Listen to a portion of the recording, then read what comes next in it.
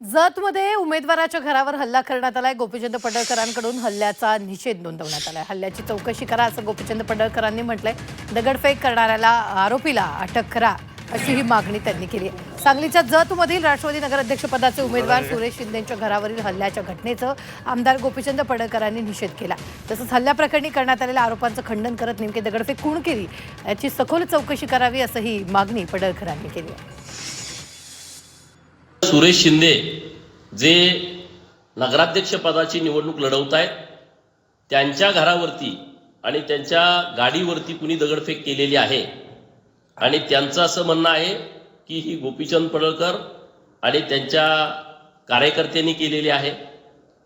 तर मी माननीय DYSP साहेबांशी फोनवरून बोललो की ही बाब अत्यंत गंभीर असल्या कारणानं पोलिसांनी तात्काळ या सर्व गोष्टीचा तपास केला पाहिजे। नेमकी दगडफेक केली कुणी तो आरोपी तात्काळ अटक केला पाहिजे। असल्या चुकीच्या कृत्याला आम्ही कधी समर्थन करत नाही।